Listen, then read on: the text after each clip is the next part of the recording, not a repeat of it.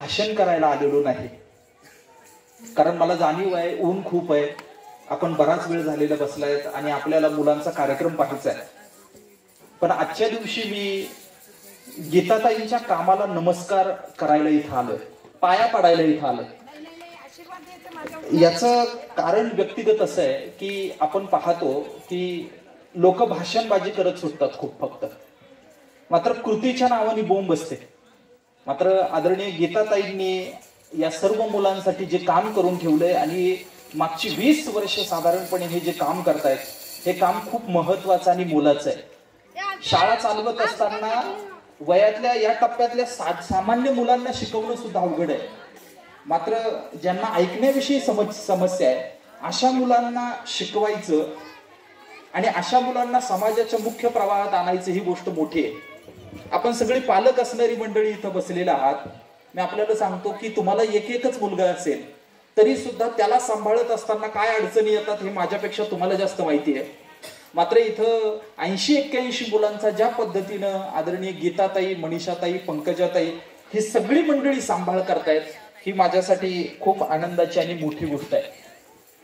खरं तर आजचा दिवस आहे, भाषण नाही करायचं मला, मात्र मला माझ्या सगळ्या मित्रांना सांगायचं, माझ्या सगळ्या विद्यार्थ्यांना सांगायचंय की आयुष्यामध्ये जिद्द सोडू नका. बाकी प्रवचन काही करायचं नाही मला एकच गोष्ट सांगायची आहे, जिद्द सोडू नका. आपल्याला व्यक्त होतो, आपण व्यक्त होण्याचं माध्यम काय आहे? बोलणं म्हणजे काय? आपल्या मनात जे येतं ते आपल्याला व्यक्त करता येतं आणि पुढच्याला पोहोचतं, म्हणजे बोलणं आहे. पण त्याच्या व्यतिरिक्त आणखीन पण बोलणं असू शकतं ना. चित्र काढणं हे सुद्धा बोलणं आहे की नाही? चित्र काढणं हे सुद्धा बोलणं आहे. बरं, जाऊ द्या, तुम्हाला सगळ्यांना कदाचित बोलता येत नसेल, मात्र वाचता येतं की नाही? वाचता येतं. परत मुद्दा असा आहे, लिहिता येतं की नाही? मग लिहिता येणं हा सुद्धा काय आहे? बोलण्याचा प्रकार आहे. आपल्या मनात जे काही आहे ना ते अजिबात दडवून ठेवायचं नाही, ते लिहायचं. काय करायचं? लिहायचं. आणि तुम्ही सगळीची सगळी मुलं उद्या खूप मोठी होणार आहे. मी आता पाहत होतो UPSC मध्ये कलेक्टर होतात, माहिती ना आपल्याला, कलेक्टरची परीक्षा असते.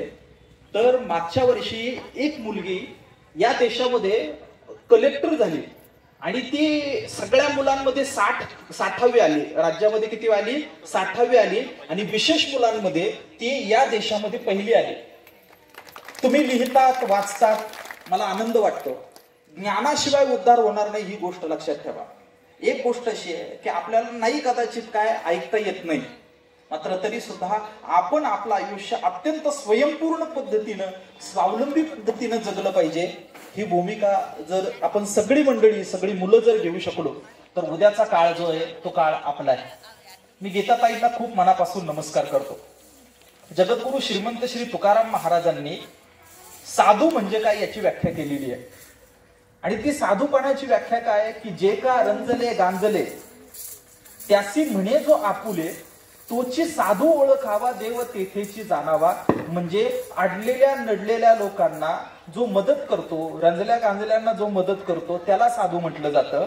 मला असं वाटतं की आदरणीय गीताताईंना मी पूर्ण साधू म्हणणार नाही का, कारण साधू मोठी गोष्ट आहे, मात्र साधुत्वाचा अंश हा आदरणीय गीताताई आणि त्यांच्या परिवारामध्ये आहे. ही सगळी उच्च शिक्षित असणारी लोक आहेत. यांनी जर ठरवलं असतं तर यांनी आणखीन काहीतरी उद्योग करू शकले असते, व्यवसाय करू शकले असते. मात्र इथं या विशेष मुलांची शाळा चालवणं ही गोष्ट महत्वाची आहे. बोलणं महत्वाचं नाही, बोल घेवडेपणा महत्वाचा नाही, तर कृती करणं महत्वाचं आहे. आणि विठोबा हा फक्त पंढरपूरमध्येच उभा आहे असं नाही, तर मला असं वाटतं की रंजलेल्या गांजलेल्या लोकांमध्ये विठोबा आहे, विशेष मुलांमध्ये विठोबा आहे. देव सगळीकडे भरून उरलाय. जनता जनार्दनाच्या रूपानं तोच देव आहे ही जाणीव ज्यांच्या ज्यांच्या अंतःकरणात आहे, अशा सर्व लोकांना आपण वारंवार नमस्कार केला पाहिजे. खरं तर असं काम करत असताना रोज आव्हान आहे. एखादे घरामध्ये असं एखादं मूल जन्माला आलं आणि त्याचं काही सुरळीत झालं, त्याला लिहिता वाचता यायला लागलं तर आनंद होतो. मात्र आपण पहा, इथं दरवर्षी नवीन मुलं येतात आणि दरवेळी त्यांच्या त्याच समस्या असतात. म्हणजे आता फेब्रुवारी महिना सुरू आहे, मार्च मध्ये मला वाटतं हे शाळेचं हे शैक्षणिक वर्ष संपेल, एप्रिल मध्ये थोडासा सुट्टीचा काळ असेल, मात्र परत जून पासून पुन्हा नवीन मुलं, त्यांच्या नवीन समस्या, नवीन अडचणी निर्माण होतील. ही जी लढाई आहे, या लढाईमध्ये रोज चॅलेंज आहे, रोज समस्या आहे. यश काय माहितीये? यश असं आहे की एखादी माझी विद्यार्थिनी कधीतरी शाळेमध्ये 1-2 वर्षानं परत येते आणि आल्यानंतर माझं चांगलं चाललंय असं जेव्हा गीता आईला सांगत असेल त्यावेळेस या माऊलीला बरं वाटत असेल.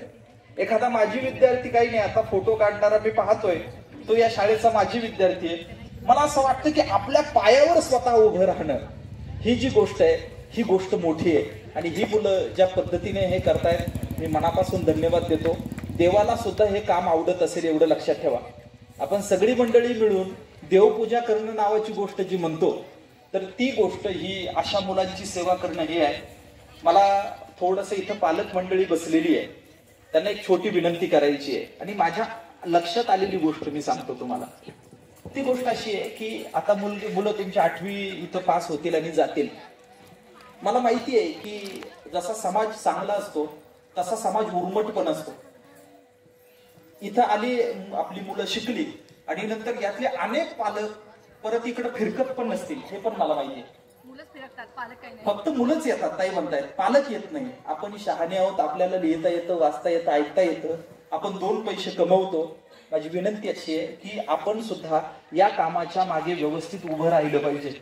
मी इथं आलो आणि इथं आल्यानंतर खरं तर घाई आहे मला, मी 3 वाजता जायला पाहिजे एका ठिकाणी. मात्र मी जाणीवपूर्वक या कार्यक्रमाला थांबलो अण्णा. आणि एक दोन सत्कार फक्त घ्यायचं ठरलं होतं, पण मी म्हटलं नाही, इथल्या प्रत्येक मुलाचा सत्कार मला करायचा आहे. हे माझ्यासाठी पण भाग्याची गोष्ट आहे. चांगली मुलं आहेत ना, ते त्यांचं होईल, त्यांच्या पायावर उभे राहतील. मात्र ही जी विशेष गुणवत्ता असणारी जी मुलं आहेत, या मुलांचा सांभाळ आपण प्रामाणिकपणे केला पाहिजे. आदरणीय गीताताई आणि त्यांचा सारा परिवार ज्या पद्धतीने करतोय, मी मनापासून धन्यवाद देतो. मी गीताताईंचं जरी नाव घेत असलो तरी आदरणीय पंकजाताई, आदरणीय मनीषाताई यांनी सुद्धा आपलं सारं तरुणपण या संस्थेला दिलं. ताई, तुम्ही माझ्या बहिणी आहात आणि मला असं वाटतं की अशा सेवाभावी बहिणी माझ्या वाट्याला आहे, हे माझं भाग्य मी समजतो. तुम्ही दोघेही ज्या पद्धतीने काम करताय, तर मी खरोखर व्यासपीठावरून तुम्हा दोघींनाही मनापासून वंदन करतो. संसारामध्ये मग्न राहिलं सगळ्यांना आवडतं. 2 दिवस 1-2 तास यायचं, भाषण करायच्या, टाळ्या पेटायच्या, थोड्या संवेदना व्यक्त करायच्या, निघून जायच्या, हे काम सोपं आहे. मात्र सगळे निघून गेल्यानंतर 24 तास इथं थांबायचं, वरांडा झाडून काढायचा, पाणी ऐका नाही पाहायचं, लेकरांचा आजार पण ऐका नाही पाहायचं, या सगळ्या गोष्टी करणं या खूप महत्वाच्या आहे. 8वी पर्यंतची मुलं मुली आहेत आणि आता वयात येण्याचा टप्पा हा खूप अलीकडे आलाय. मुलं समजदार होणं, मुली समजदार होणं, याचा टप्पा हा पूर्वीच्या पिढीपेक्षा आता जवळ आलाय, अगदी जवळ आलाय. आणि अशा काळामध्ये संस्था चालकांवर आणखीन काय काय जबाबदाऱ्या असतात आणि त्या किती गंभीर असतात याचं भान पण मला आहे. आपण सगळी मंडळी मिळून ज्या पद्धतीने हे करतायत, मी खूप मनापासून वंदन करतो. मी असं म्हणालो की फक्त गीताताईलाच मी नमस्कार करतोय असं नाही, तर मनीषाताईला करतोय, पंकजाताईला करतोय, तुम्हा सर्व शिक्षक मंडळींना पण करतो.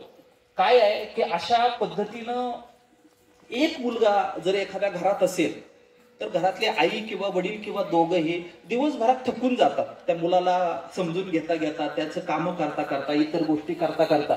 मात्र जेव्हा 70-80 मुलं असतात त्यावेळेस ही सगळी शिक्षक मंडळी सकाळपासून संध्याकाळपर्यंत काम करणं, ही किती थकून जात असतील आपण कल्पना करा.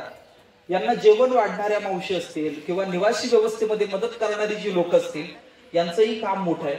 मला अधिक एक आनंद आहे की आमच्या परिवर्तन परिवाराचे स्वयंसेवक हितचिंतक आदरणीय प्रदीप दादांमुळे मला हे सगळं कळालं. प्रदीप दादा जाधवांमुळे. ते काय करतात, ते काही नाही करत, काही नाही, दर महिन्याला एका विशिष्ट वेळेला येतात आणि इथल्या मुलांचं कटिंग करतात. मला असं म्हणायचं आहे की आपण पण प्रदीप दादांचा आदर्श घेतला पाहिजे आणि आपल्या वाट्याला जे काही थोडं आलं असेल ना, ते केलं पाहिजे. म्हणजे अण्णा तुम्ही आहे ना, तुम्ही महिन्यामधून एखादा दिवस येऊन फक्त पोरांना 10 मिनिटं भेटून गेलं पाहिजे. आपल्याला काहीच देता येत नसेल तर चक्कर तरी मारायला आलं पाहिजे. मी म्हणतो आपण अशा जरी गोष्टी करू शकलो तरी खूप आनंद होईल. या समाजामधली जी काही दानशूर मंडळी आहे त्या सर्वांना मला विनंती करायची आहे की या कामाच्या मागे आपण खूप भक्कमपणे उभं राहिलं पाहिजे. मला खूप आनंद झाला की मी काकासाहेब अण्णासाहेब पाटील, मी पाटील साहेब आपल्याला धन्यवाद देतो. म्हातारे झालेले लोक आहे ना, हावरट होतात आणि दाबून दाबून ठेवतात पैसे. त्यांना असं वाटतं की आपण 1000 वर्ष जगणार आहे आणि हे सगळे पैसे आपण सोबत घेऊन जाणार आहे, असं म्हाताऱ्या माणसांना खूप वाटत असतं. मात्र वयाच्या या टप्प्यावर तुम्ही जो मोकळा हात ठेवून या शाळेसाठी जी मदत करताय, मी खूप मनापासून आपल्या सगळ्यांना धन्यवाद देतो. इथं उपस्थित असणाऱ्या सर्वांच्या पायावर अत्यंत नम्रपणानं डोकं ठेवतो आणि मी सगळ्या माझ्या मित्रांना, मुलांना एकच गोष्ट सांगितली, काय काही नाही, जिद्द सोडू नका. काय सोडू नका? जिद्द सोडू नका. आपल्याला काय आहे की आपल्याला बोलता येत नाही, आपल्याला ऐकता येत नाही, म्हणून कदाचित काही लोक आपल्याला तुच्छ समजण्याची शक्यता आहे. म्हणून आपण रागे भरायचं नाही, आपण त्यांच्यावर रागवायचं नाही. उलट मला बोलता येत नसलं, मला ऐकता येत नसलं तरी सुद्धा मी माझ्यातला स्वामी विवेकानंद निर्माण करू शकतो, मी ज्ञानी होऊ शकतो, मी मोठा होऊ शकतो, याची जाणीव आपण सर्वांनी ठेवा. मी तुम्हाला सर्वांना खूप मनापासून शुभेच्छा देतो. वंदनीय गीताताईंचे आशीर्वाद आपल्या सगळ्यांच्या सोबत आहे. आदरणीय मनीषाताई आहेत, पंकजाताई आहेत. या सर्वांच्या कामाला, या सेवा कार्याला खूप मनापासून वंदन, नमस्कार करतो आणि पांडुरंग परमात्म्याला अशी प्रार्थना करतो की या साऱ्यांना उदंड आयुष्य मिळू दे. सेवा करणारी ही सगळी जी मंडळी आहे, या सर्व मंडळींच्या चरणी अत्यंत विनम्र भावानं नतमस्तक होतो. ज्ञानेश्वर महाराजांनी तीर्थ सांगितले. गंगा म्हणतो आपण, गोदावरी म्हणतो, एखाद्या नदीत जायचं ना आंघोळ करायचं, पण त्याच्यापेक्षाही सेवा नावाचं तीर्थ हे मोठं आहे. सत्कर्म नावाचं हे तीर्थ जे आहे ना ते मोठं आहे. दुसऱ्याला मदत करणं नावाची गोष्ट जी आहे ना ती मक्का मदिन्याला, काशीला किंवा गिरनारला जाण्यापेक्षाही पवित्र आहे. आणि ते म्हटलंय ना काय की इबादत की जो काय सुरुवात जी असते, पूजेची जी सुरुवात असते ना ती खिदमत से होते. म्हणजे कशापासून होते? सेवेपासून होते. आपण ती सेवा करण्याच्या दिशेने गेलं पाहिजे. ज्ञानेश्वर महाराज म्हणाले की तीर्थे बाह्य मळू शाळे, कर्मे अभ्यंतर उजळे, एव तीर्थे जाण निर्मळे सत्कर्मेची. म्हणजे की आपण नदीवर आंघोळ केली, गंगेत आंघोळ केली तर बाहेरचं कातडं धुतलं जातं, बाहेरचं अंग धुतलं जातं. मात्र आपण जर सेवा केली तर सेवेमुळं आपलं अंतकरण स्वच्छ होत असतं. अंतकरण स्वच्छ व्हायचे जर असेल तर त्यासाठी सेवेच्या रस्त्याने गेलं पाहिजे. आणि हा सेवेचा मार्ग प्रशस्त करणारं हे नितीन कुमार कदम कर्णबधीर निवासी विद्यालय. मी या सर्व कामाला मनापासून शुभेच्छा देतो. पांडुरंगाचे आशीर्वाद आपण सर्वांना मिळो असा आशावाद व्यक्त करतो आणि थांबतो. रामकृष्ण.